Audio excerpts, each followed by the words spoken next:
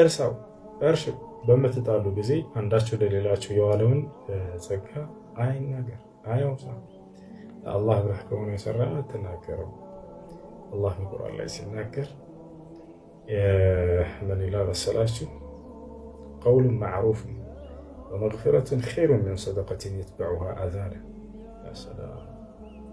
ሰጥተህ በምላስህ አዛ በማድረግ ከምታስከትልበት ምጽዋት ወይም ሰደቃ መልካም ንግግር ተናግረህ ያልሰጠህበት ዝም ያልክበት ይሻላል ብሎ ተናገረ።